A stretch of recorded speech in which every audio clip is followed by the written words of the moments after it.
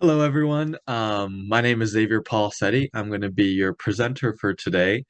Unfortunately, I currently live in the US, and so I can't be with you guys live because of the time zone difference. I'm sure it's probably very late in the night while you guys are watching this right now.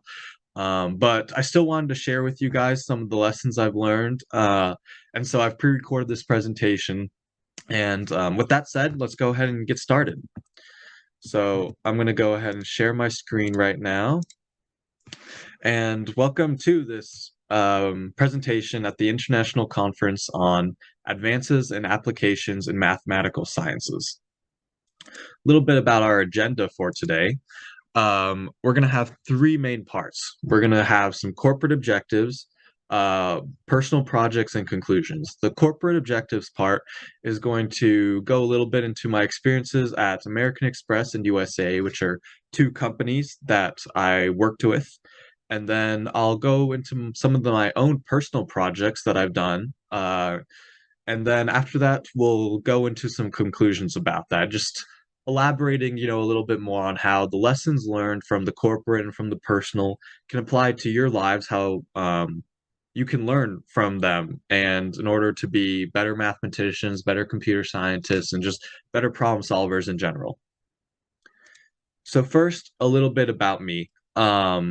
Education, I went to a Cistercian preparatory high school, which is run by Cistercians, from 2014 to 2018. And that was a very nice opportunity to become well-rounded and develop a lot of liberal arts philosophy understanding, which is still important. I know, as STEM, as people focused on STEM, we're often quick to dismiss the philosophy and the history and all that as kind of useless. And I mean, to some extent they are, let's be honest. But they're still very important for developing a well-rounded person. I think I'm who I am today because of this ability to write well, and the ability to critical think, which will all come later handy whenever we go a little bit more into kind of the problem solving aspects of math and computer science. Then I studied at Texas A&M University, computer science from 2018 to 2022. And this was a wonderful opportunity of growth for me. And I was able to take a lot of really pretty advanced classes against some amazing professors who have contributed to research worldwide. And so, and that kind of experience at A&M allowed me to get several internships that we'll go into later and really develop a strong understanding of computer science that hopefully I'll be able to share with you guys. And then finally, I'm actually currently a seminarian here studying to be a priest at St. Joseph Seminary College. And here on the right, you'll see a picture of my mom, my dad, my sister, and me. And so my dad is actually fully Indian. He studied at Loyola College. And so I'm glad to be able to kind of give back to the college he went to and teach you guys, hopefully, impart some wisdom. And then, as you can see, we love Indian culture. My mom and my sister are both dressing in saris. So I thought I kind of find this picture funny, and I'd like to share with you guys too. So now let's get into the meat, the real purpose of the presentation. So we'll start off with the corporate projects. So the first company that I really worked at was American Express. Now, American Express is a pretty large banking company in the US, one of the largest in the country. And it's actually what is called kind of a signature bank, which means that it is very important to just the underlying global economy. Um, and so it's very important as an employee of that company to make sure you're doing a strong job because not only are the financials of your company dependent on how good of a job you do, but really the financials of the whole world because a collapse of American Express could lead to a collapse of the whole economy. In fact, recently you guys may have known about the Silicon Valley Bank, and that is an example of how just a small little bank failure. It's only like it's the 15th largest bank in the US, so pretty large, but not that large. And even something like that can have an enormous impact on the economy.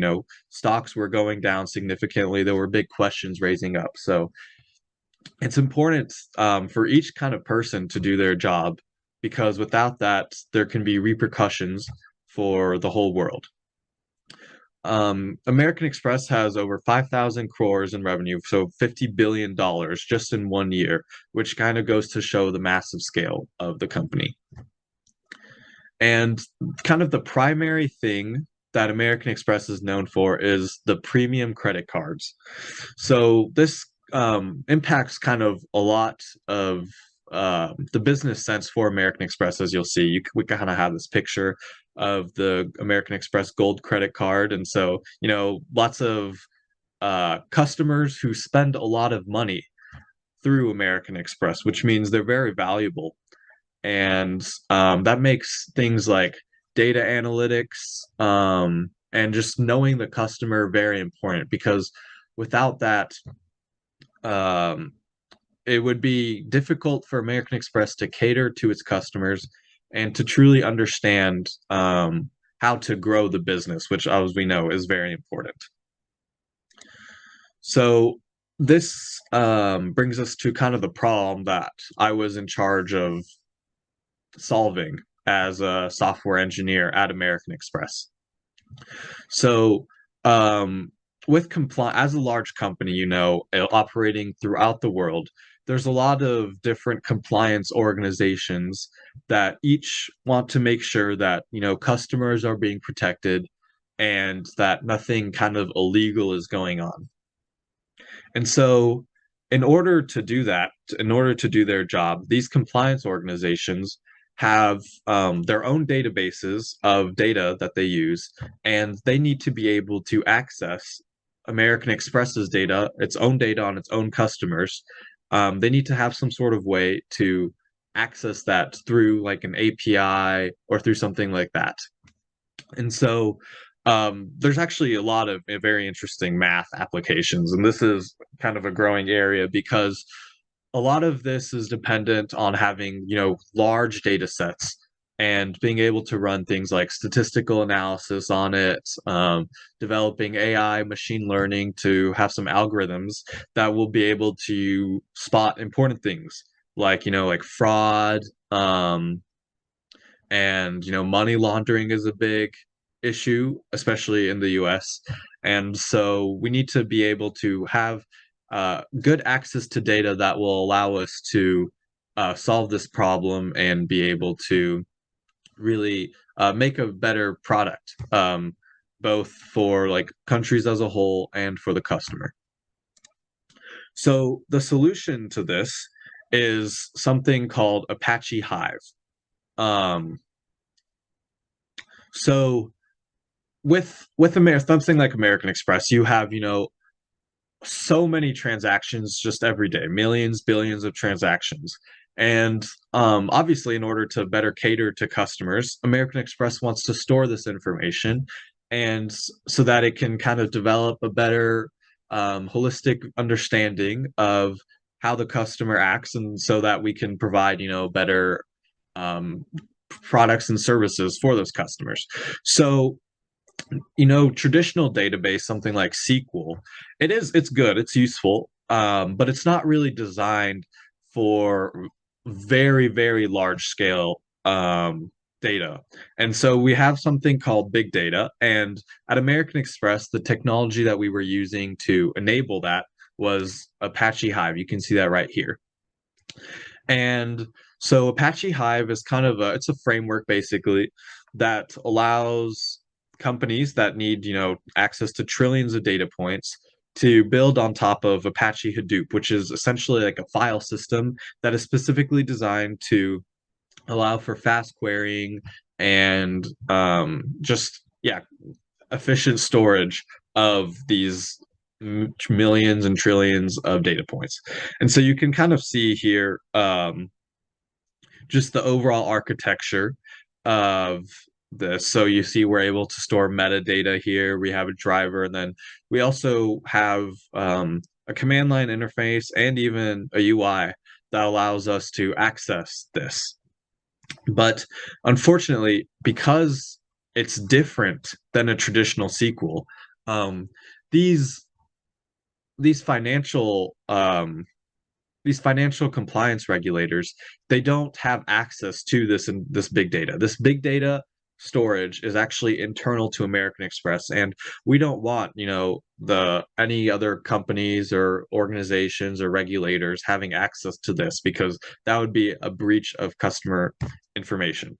So our job is to create a uh, an API that allows these financial regulators who have relational databases using, like, that can be used with traditional SQL commands, kind of the databases that everyone really thinks about when they think about just regular data. And so we need an API to bridge those relational databases and those SQL queries to kind of the big data and the Apache Hive. And so here's kind of a little bit more understanding how that whole process works. And so we have the clients here, and JDBC and ODBC are basically different types of relational databases that can be queried using the traditional SQL. And so these clients, they can, through an API, they have access to an American Express server, and this server also can go along with something like a CLI, which stands for command line interface, or even a web interface. And then these go together to the driver here, and this is kind of the bulk of the API. And that driver is then able to process the API queries, or the SQL queries, sorry, and change those into a big data query that we can then use with Hadoop is the name of the file system that allows the big data to be, like, so efficiently stored in Apache Hive. And as you can see here, we also have some metadata about this that can be queried, but that is on a separate kind of database that allows that kind of makes it easier to index and easier to search the store. And so basically, kind of the main takeaway from this American Express is that we have a problem. We need to be able to allow these financial regulators to access the internal big data, but we don't want to give them unrestricted, complete access because of privacy reasons, and just the fact that the two technologies aren't really compatible. So we're providing a bridge between the two that allows American Express to still store efficiently using big data while allowing the regulators access to the information that they need in order to be fully in compliance. So next, we'll kind of move on to USAA. USAA is a insurance company that I worked with, and they cater primarily to members of the military. And so, in the US at least, the military is very important. I'm sure you guys see, all the money that we spend on our military. And so, we make sure that we really want to treat them well. And so, service is a big part of USAA. And we really want to make sure to do a good job. Of course, as you can see, $37.5 billion in revenue. So both of these are just extremely large companies, and they really need to make sure, that they're at the top of their game, that there are lots of bug testing, because we don't want, all of these people that are relying on these companies for, like, their financial transactions and all that. We don't want them to go down because of, one silly bug. And so bug testing is very important. And then because they're such big companies, they actually have a lot of employees. So I think American Express had around 70,000 employees. USA has 36,000. And this will come in actually to what the problem that I was tasked with solving. And so um, with insurance, lots of people, obviously, they get into accidents, they have floods, they have all these sort of things that happen and they need insurance. And so it's important for USA to have these call centers, so that, we'll have people that are smiling, ready to help, and be able to help the customer, in their time of need. But unfortunately, this can be a pretty difficult job. And so we kind of have high turnover, a lot of people that enter and that leave. And so it's important to have strong HR practices in order to be able to train these people and to kind of develop over time to see kind of which candidates fit USAA better, which candidates, might need to improve in some areas or other areas in order to be, good employees for the company. And so it's important to have data on these HR hires and, be able to see, and so that you're able to better manage kind of the human resources, because in the end, for each company, yes, they have a business, they have all these assets, but their people are some of their most important assets. And it's important to do a good job of managing employees and making sure they're able to be, at their top productivity. So this is where I come in. So a lot of different, USA, these big technology companies, they're organized with a lot of different divisions. There'll be like something like the insurance division, the banking division, and under each of these divisions, there's a bunch of, IT teams, computer science teams that need access to all sorts of data. And one of those data sets that they need is access to HR data to be able to give an employee access to what they need, depending on, who was hired and who wasn't. And they also need to be able to, revoke access if someone is fired or something like that. So you have a lot of different um, kind of customers or people that are consuming this HR data, and you need a way to make sure that every person is notified when there is kind of a change in the HR system. And so the solution that we came up with for this is something called Apache Kafka. And Apache Kafka is a event streaming service that is basically specifically designed for this, where you'll have a bunch of different areas that need to a bunch of different areas that need to each have kind of their own consumers, and with a kind of a managing of permissions and which data goes where, and just different problems like that. And I mean, once again, I've kind of gone over this, but this has important implications for math and just computer science in general, because we need to run analytics, we need to run kind of statistical regression to better understand how to fully like bring in these employees and make sure that they're performing at their best. Because onboarding is a very actually expensive job. Companies will pay thousands of dollars just to bring on a new employee. So it's better for both the employee and the company to make sure that they're able to stay at the organization for a long time and really be productive members. So we'll go a bit and kind of more into the architecture now of Kafka. So as you can see, it's somewhat complicated, but I'll break things down for you. So on the left here, we have these producers. And these producers, they're kind of generic. You can see the Java symbol there. So what we were doing at USA is we had an external HR site, and we'd have integrations and APIs coming from them. And that would be what would give the API that I worked on, which is basically the Kafka structure, that would give us the data. And so that was usually a Java API or like a web interface, as you can see in Producer 2. And then here in the middle, you kind of have the meat, the main part of the Kafka cluster. And so this is kind of the strength of Kafka and where it becomes useful. So you can see we have different topics and then different partitions. One of the important aspects of Kafka is that you want to make sure that it's secure, and reliable. I mean, this goes for any data.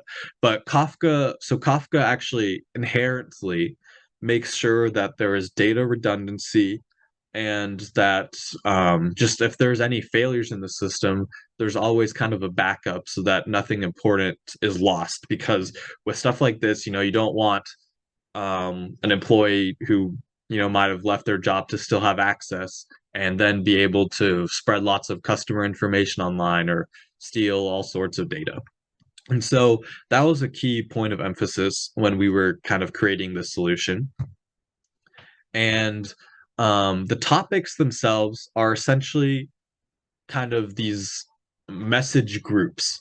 So, for example, in our own thing, we'd have like a worker hire topic, and so any consumers, any data consumers, any other teams that needed information about who we hired could subscribe to that topic, and then they'd get all the information about any workers that we hired. And then another topic could be worker promotion. So anyone that needs to know like who was promoted, who wasn't, can subscribe to that topic. And then when an event comes from producer, it can go into the partition. And so as you can see, there's kind of a pipeline for that message.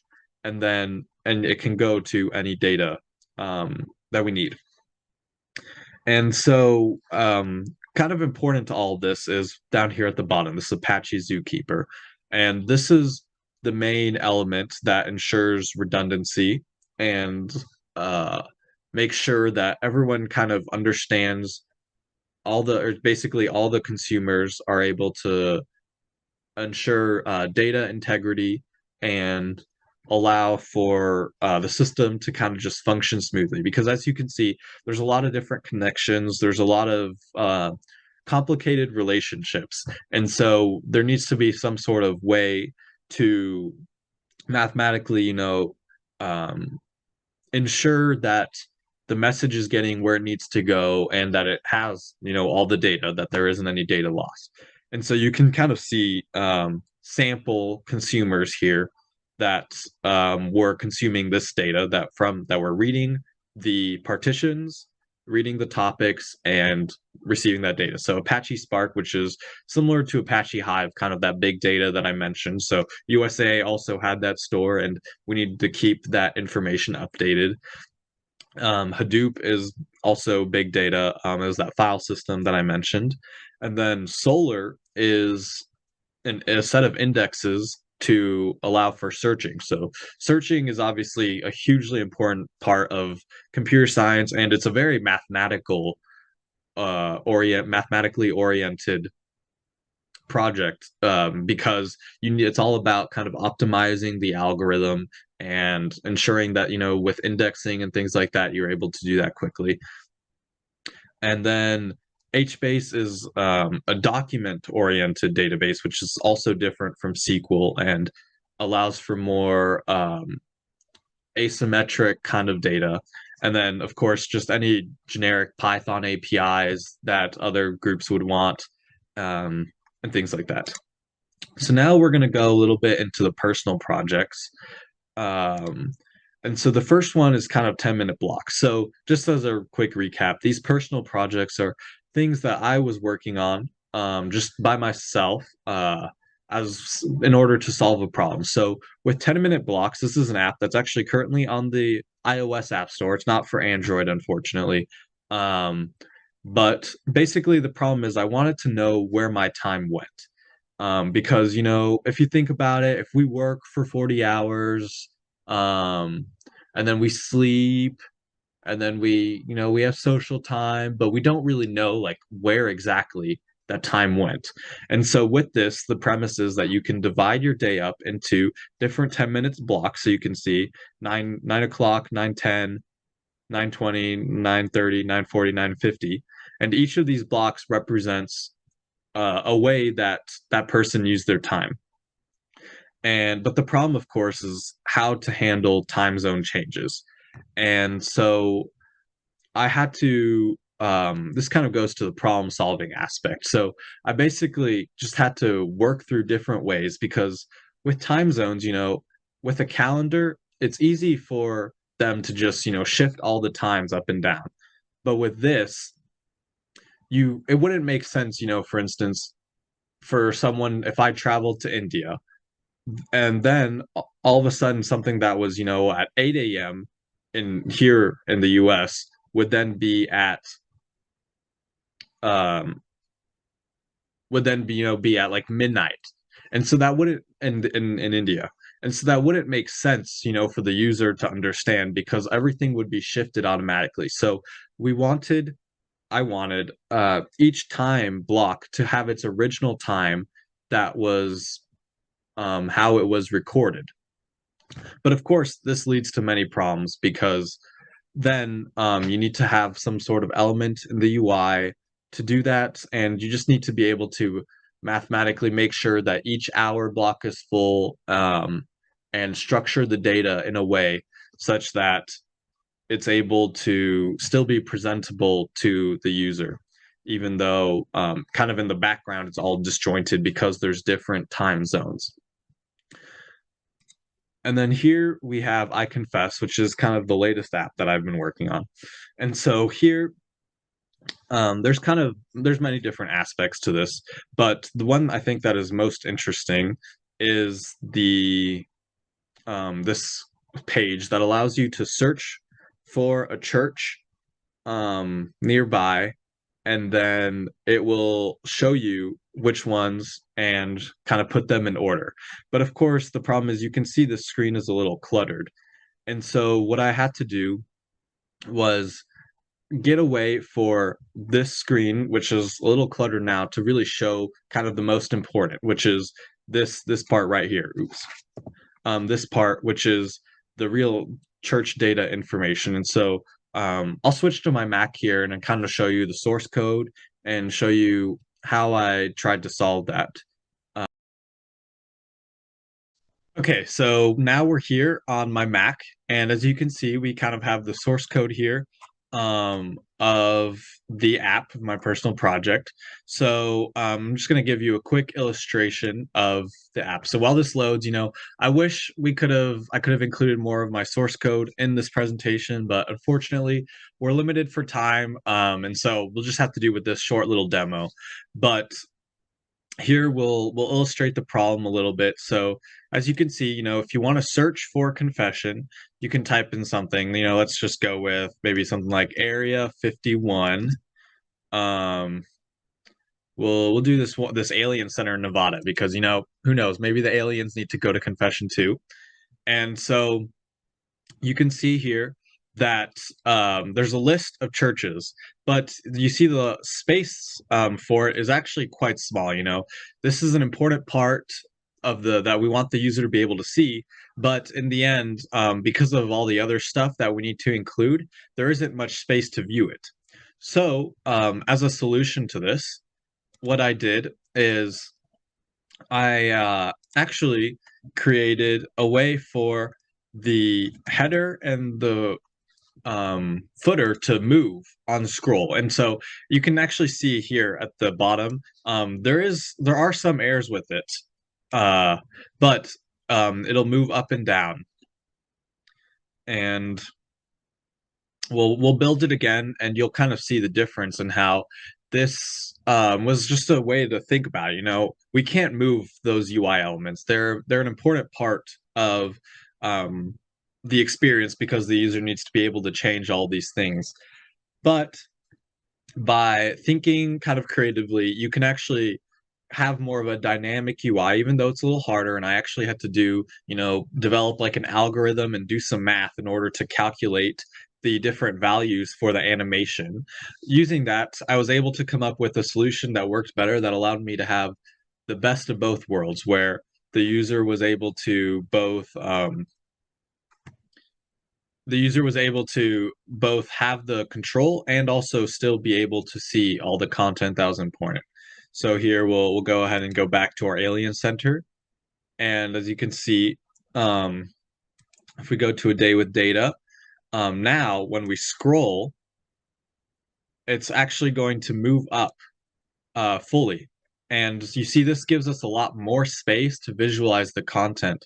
And It's just a lot more dynamic. So as you can see when I scroll here at the bottom, uh, there are some issues. And I'm still working through them. But that kind of goes into another aspect of problem solving that I think is really important is that the solution doesn't have to be perfect sometimes. Sometimes you just need to come up with something, and then as long as it works for the most part, that's good enough. And then maybe later you can revisit it. My project for the upcoming weeks and month is to kind of really dive deeper into what causes this issue. But for now, it works exactly like I would like. Um, and there aren't really too many issues with it. And so the key was just being able to develop a solution using my math skills, using my analytical skills to come up with something that works well for the end user and that I can, be proud to attach my name to and that solves an important problem that I needed to. All right. Well, I'll transfer it back to the presentation now, and we'll learn a little bit more about the words to office search. Here we have office search. And so this is a little small project, but I just kind of wanted to include it as a little emphasis for how we can really just continue with problem solving. And so basically my problem is that I have all these Word documents, where I take in notes, all like PowerPoint presentations from professors, and I wanted to like see where a project was or like where a certain topic was, but I didn't know which file it was exactly in. So I kind of created this, and this is adapted from an open source project. And basically it allows you to search for a term, and then it'll search like an entire folder to see where that term actually is. And so you can see here, I searched for math, and it shows me all the different documents where math is, and then I can click on that document in order to get there. But there's also, it's not just like strict searching that I wanted to. I also wanted to be able to customize, for instance, if I was looking for a certain page in the textbook, I wanted to see what my notes had on that. Well, in my notes, I might include a page range. And so I want to be able to search for a number in that page range, which isn't necessarily edited out. So I can't just search, the string of that text because I need to be able to intelligently see, recognize if something is a page range. And then from there, be able to determine if the page that I'm looking for in particular is within that page range. So we have to, but all that while going through millions of words basically in these folders, and so it's important to keep it mathematically efficient and still enable for a fast query time. So now we'll go a little bit basically into the end conclusions. So all of this summed up, I think, can basically just be problem solving. That is fundamentally what math, what statistics, what analysis, everything relates back to problem solving. And these are just a couple of the ways that I've grown in my problem solving skills in my career. But it's important to remember, oftentimes we think of problem solving as this type of solution where there's a little puzzle piece and it fits perfectly into the problem, and it's very tidy, neat, no need to worry. But in reality, that's not how this works. Problem solving is actually more like this. It's very messy, lots of question marks. You don't really understand where it could all lead. There's all sorts of intersecting lines. And so you really need to be able to be creative in how you solve a problem. And that's kind of where I want to go with like these personal projects. These personal projects, yes, they're useful. They solve a problem for me, but they also allow me to express my creativity. When companies are looking to hire, when you're looking to expand your skills, it's important to be able to have kind of these personal projects that you actually care about, beyond school, beyond work, because these allow you to stretch your brain, to really develop this sense of creativity, of problem solving. And this is These are some of the most important skills that you'll really need in a career, in math and computer science. And so that's kind of the central theme that I wanted to have in this presentation is it's important to just approach each problem like open-minded and just continue to develop your creativity. The only way you can really do that, you can't do that by like reading a textbook.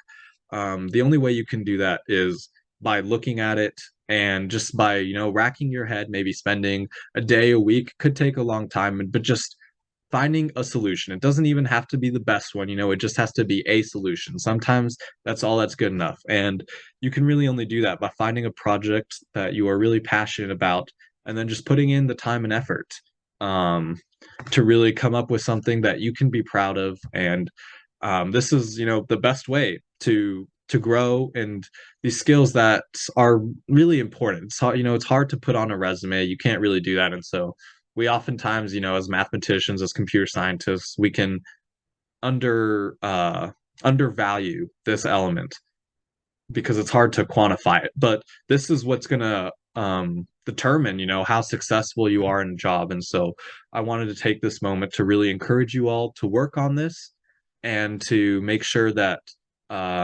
it becomes just a strong part of your skill set so that you can grow and truly become the best version of yourselves. Thank you so much for listening. I hope you guys learned something. And, my email is greatxp117@yahoo.com if you want to reach out to me. I'd love to answer any of your questions. Thank you all for paying attention and hope you have a good rest of the conference and the rest of the good day. Goodbye.